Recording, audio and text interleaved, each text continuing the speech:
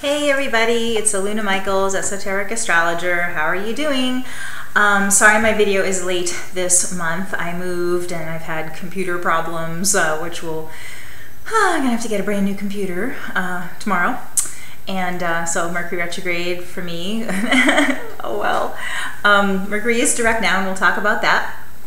Okay, so Mercury has already gone direct, like the first second of July. It's moved forward, started chugging ahead, which is always a relief to a lot of people in third dimensional things going better, you know, with your mail and, oh, sorry, this kitty, and computers and cars and all those electronic things, and also communication and thinking about your goals and, you know, what's next. People can feel pretty confused when Mercury's retrograde sometimes. And there's a lot of cool things happening this month that are really going to be new directions for you. So sorry about this. It's gonna be a little bumpy this video. Okay, just for some of you who understand about Mercury catching up to the point at which it turned retrograde, that's gonna happen on the 21st of July when it gets to 3 degrees of Cancer. So it will go back, move through the rest of Gemini, go back into Cancer, and then start covering new territory on the 21st. So that's even another boost towards new energy and new directions and all that. Okay, now some of the pretty interesting things are, let's talk about Jupiter going into Leo, and that happens on the 15th basically of July. Jupiter has a 12-year orbit, so when it goes into a sign, it's there for basically a year. So just in general for Leos, it's kind of a pick-me-up to have Jupiter go into your own sign, even if it's not going to be right away. But for you, if you're a late Leo, you wouldn't have the exact mathematical connection from Jupiter for a while. But you can kind of feel that. And in general, people feel, Jupiter in Cancer is really wonderful. Jupiter's kind of brings out the best of every sign it's in a lot of ways. But the sign of Cancer is more internal and family and sort of, I don't know, wholesome values or all that kind of stuff and inner work. Leo is like bringing that light outward in a bigger way. All those discoveries you had and all those understandings of yourself, and then beginning to nurture others in a more direct way. Because you think of the moon, Cancer being ruled by the moon and Leo being ruled by the sun, that it's a more, the light that comes from the moon is a little more diffuse and gentle, whereas the sun is, boom. So there's this big energy towards expressing all those gifts that you've discovered during that Jupiter in Cancer.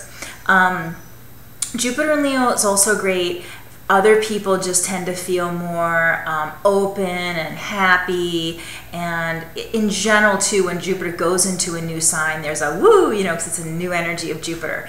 So it's great for anything you want the courage to do anything, shifting a job, expressing things in a relationship, making changes in yourself, like for yourself. There's kind of a gumption that sort of comes up with that Jupiter going into Leo. So that's great. And Saturn, so this is, hopefully you're following me here. So the Jupiter's moving into a new sign.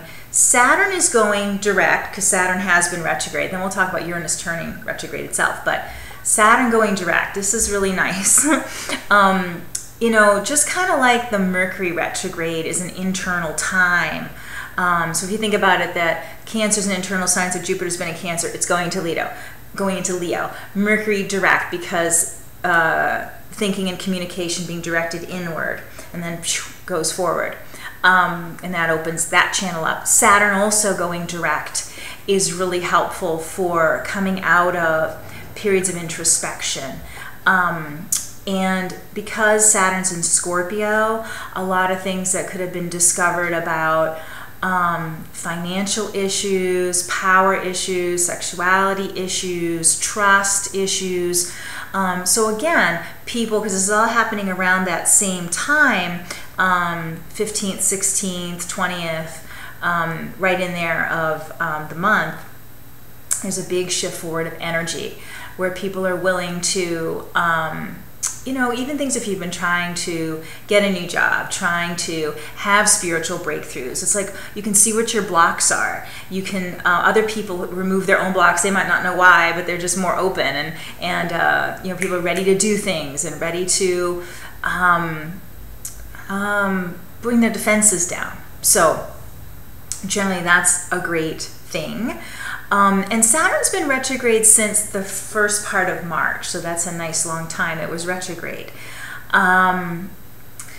It's also helpful to meditate about things you've been feeling resentful about, especially things related to that money, sex, power kind of stuff that Scorpio represents, because Saturn is kind of like stuck energy, so be able to move those things and believe, because Saturn is about constructing a concept, that if you've constructed certain concepts over the past few months, since it's been retrograde since March, it's like, well, how do those ideas, are they going to benefit me or not? Are they going to limit you? You know, some ideas are great, you put into place and you've taken a long time to develop self-esteem or something, you know, you want to keep that in place. But if there's resentments or difficulties, it's like, how is this going to serve me? You know, and now's the time when Saturn shifts direction to be able to let go of ideas that aren't serving you, especially related to that sign that Saturn's in, which is Scorpio right now. So yeah, letting go of those things can be a good spiritual exercise over the middle of July. And another piece of that puzzle, again, hope this doesn't complicate things, is Mars went retrograde basically the same day Saturn went retrograde, let's say the 1st of March. Mars already went retrograde at the end of May, but what it's doing around the 20th of the month when Saturn is turning direct is it's passing where it went retrograde. So Mars is going to start covering new territory, like we talk about Mercury starting to cover new territory. And Mars can be about anger and frustration. So again, around that 20th, say 15th or 20th of July, it's like, whew, what can I release? What can I release that's going to make me, instead of feeling resentful about I'm not having what I need, like how do I get what I need? And releasing that old karmic stuff and old negative expectations. Oh, they're always going to do that, or I'm always going to do this, let myself down. It's like, let me see how I can let that belief system go and have new energy sort of flow in this other direction where different possibilities are possible. So thinking about that is also terrific, doing some writing about those topics, ripping it up, whatever, asking the universe to release them from your consciousness. Okay, so that's something else with the Mars going forward. Mars going past its station point, we say. Excuse me. Okay, and the other big event is Uranus turning retrograde. You know, when you get to those outer planets, you know, especially Uranus, Neptune, and Pluto, Saturn too, they only go retrograde and direct once a year. So people are like, oh, something's always retrograde. Well, Mercury retrograde, yeah, it is kind of a bother in a lot of ways for people. It goes direct, you know, people always say to me, it's retrograde all the time. It's like, well, 3 times a year it's going retrograde for 3 weeks. You know, Mars less so, but that happened too. So we've had a lot of retrogrades of those smaller planets. But when we talk about Uranus going retrograde, well, it's going to do that once a year. It's retrograde half the year. Half the people are born with Uranus, Neptune, or Pluto retrograde, and half the people aren't. So, so Uranus retrograde, and this can be a good thing. While Mars is like, yeah, going forward, Jupiter, woo, is a lot of, you know, moving forward type energy here. Uranus can be a little reckless, as we know, and so to have Uranus turn retrograde while these others are barreling forward is a good sort of balancing point. And if you have been emotionally charged, that Uranus retrograde can give you, again, insights into why you're having a charge, being able to take the charge off the event or the situation. So it actually can be kind of helpful. It's like a balance of, we don't want to overexpand. So the Uranus retrograde actually helps to bring things into balance with the sense of expansion. And sometimes too with Jupiter, especially Jupiter in Leo, which is so, you know, I don't know, just like drinks for everyone kind of energy, or just like it's so generous. It's so almost not thinking of the consequences, especially when it barrels into Leo. It's just like, you know, spreading the energy so wide. Is that Uranus retrograde is thinks twice about things, that it's not so impulsive. So again, it helps to kind of curtail some of that, and it helps to, let's say, curtail the ego, because that Jupiter going to Leo can bring ego out. And that's one thing to say too about Jupiter. It is a fabulous planet, but it can magnify things. So it gets that big burst when it's going into a sign, but it could pick up on some of the challenges of that sign, which can be ego things that, especially if you're involved in the spiritual world, you know, you can encounter people with a spiritual ego about how much they know about spiritual things, and you can kind of sense that in people maybe as the Jupiter goes in like that, or even in yourself. So again, there's just a balancing point with the Uranus retrograde. Don't be all some other planet going retrograde now. So that's going to help. And Uranus, by the way, is retrograding in Aries at 16 degrees of Aries. And again, so it helps, because when Uranus in Aries is obviously, because Aries is a fast-paced sign, and Uranus is like go, go, go as well, that it can be a little breath, a little break. And,